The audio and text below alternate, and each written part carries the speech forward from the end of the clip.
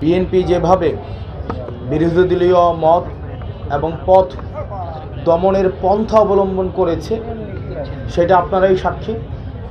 আপনারা দেখেছেন 22শে মে আমাদের এনসিপির কেন্দ্রীয় যুগ্ম আমাদের মুখ্য সমন্বয়ক জনাব নাসির উদ্দিন পাটোয়ারি এবং যুগ্ম সদস্য সচিব তারেক রেজা সহ স্থানীয় এনসিপি নেতৃবৃন্দ, ছাত্রশক্তি যুবশক্তির নেতৃবৃন্দের উপরে কিভাবে মসজিদের মধ্যে ঢুকে মসজিদের কম্পাউন্ডের বাহিরে কিভাবে নগ্নভাবে তাদেরকে হামলা করেছে, তাদেরকে হামলা করে তাদেরকে ভিকটিম বানিয়ে আবার তাদের বিরুদ্ধে মামলা দিয়েছে। একদম সেম আওয়ামী প্যাটার্ন। আওয়ামী লীগের সময় আমরা দেখতাম ছাত্রলীগ, যুবলীগ, বিএনপির নেতাকর্মীদের উপরে হামলা করত, হামলা করে আবার তাদের বিরুদ্ধে মামলা করত। একই পন্থায় আমাদের এনসিপি যুবশক্তি এবং ছাত্রশক্তির উপরে হামলা করে আবার তারা মামলা দিয়েছে। অন্যদিকে আমরা দেখলাম যখন আমাদের এনসিপির নেতৃবৃন্দ মামলা দেওয়ার জন্য থানায় গেল, আমরা দেখুন দীর্ঘ 8 ঘন্টা অপেক্ষা করতে হলো। বিভিন্নভাবে সময়ক্ষেপণের মধ্য দিয়ে এনসিপির মামলা যতক্ষণ না পর্যন্ত উপর থেকে রিমোট কন্ট্রোল পরিচালিত না হয়েছে ততক্ষণ পর্যন্ত এই স্থানীয় প্রশাসন পুলিশ কিন্তু মামলা নেয়নি। অথচ আমরা দেখলাম ছাত্রদলের মামলা পুলিশ তড়িৎ গতিতে মামলা নিয়েছে এবং এনসিপি ছাত্রশক্তি এবং যুবশক্তির নেতাকর্মীদেরকে গণহারে গ্রেফতার করছে, বাসায় অভিযান চালাচ্ছে, ডিবি সাদা পোশাকে তুলে নিয়ে যাচ্ছে এবং আরও ভয়ঙ্কর বিষয় এবং আতঙ্কের বিষয়, ডিবি সাদা পোশাকে তুলে নেওয়ার পরেও দায় স্বীকার করছে না।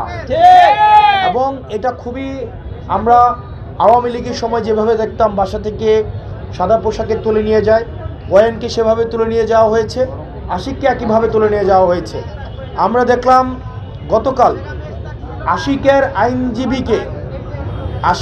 আইনজীবী থাকা অবস্থায় আমরা দেখলাম ওয়াইনকে কোর্টে প্রসিড করা হয়নি। আমরা দেখলাম কোর্টের সময়, আদালতের সময়, অফিসিয়াল সময় শেষ হয়ে যাওয়ার পরে কোর্টে ওয়াইনকে প্রবেশ করানো হয়েছে এবং তার জামিন নামঞ্জুর করা হয়েছে। অন্যদিকে আজকে আমরা দেখলাম আশিকের আইনজীবীকে বাংলাদেশের কোর্ট প্রাঙ্গণে, আইনমন্ত্রীর এলাকার কোর্ট প্রাঙ্গণে আশিকের আইনজীবীকে ঢুকতে বাধা দেওয়া হয়েছে। আমাদের এনসিপির লিগ্যাল উইং, আমাদের লিগ্যাল অ্যালায়েন্স আজকে এই মামলাগুলোকে আইনগতভাবে সমাধান করার জন্য ঢাকা থেকে ঝিনাইদহ হয়ে এসেছে, কিন্তু আমরা দেখলাম আশিকের মামলা সমাধানের জন্য যখন যাচ্ছে কোর্ট প্রাঙ্গণে আমাদের আইনজীবীকে হেনস্থা করা হয়েছে, বারবার ঢুকতে বাধা দেওয়া হয়েছে। এটি আইনমন্ত্রীর জন্য একটি লজ্জা। এবং এই যে দুটি প্রশাসন, আমাদের আইন বিভাগ এবং পুলিশ বিভাগের আমরা যেই কার্যক্রম গত 4 দিনে আমরা দেখেছি, সেটি জুলাইয়ের পরে কতটি পরিবর্তন হয়েছে এই প্রশ্নটি আমাদের সবার সামনে উন্মোচন করে। আমরা জুলাইয়ের পরে আশা করেছিলাম একটি স্বাধীন, নিরপেক্ষ, দল নিরপেক্ষ এবং লফুল একটি পুলিশ বাস্তবায়ন হবে। আমরা অথচ দেখলাম পুলিশ সদস্যরা প্রধানমন্ত্রীর সামনেই বক্তব্য দেয় তারা একটি নির্দিষ্ট দলের চেতনায় উজ্জীবিত এবং এই দলের সাথে তারা কখনোই কোনো কম্প্রোমাইজ করবে না। পুলিশ তো কোনো দলের হওয়ার কথা ছিল না, পুলিশ বিএনপিরও হবে না, পুলিশ জামাতেরও হবে না, পুলিশ এনসিপিরও হবে না। পুলিশ হওয়ার কথা হচ্ছে বাংলাদেশের জনগণের। যেটি আইনগত বিষয় সেটা আইনগতভাবে সমাধান করবে।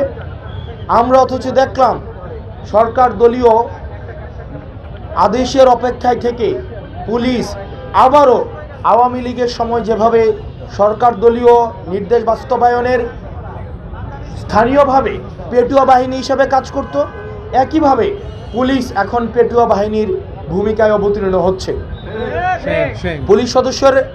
পুলিশ সদস্যদের একটা অংশ আমাদের কাছে দুঃখ প্রকাশ করে, আমাদের কাছে তাদের অসহায়ত্ব প্রকাশ করে, তাদের পোস্টিং, প্রমোশন এবং পদায়নের ভয় দেখিয়ে তাদেরকে আবার দলীয়ভাবে লাঠিয়াল বাহিনী হিসাবে ব্যবহার করতে চাচ্ছে।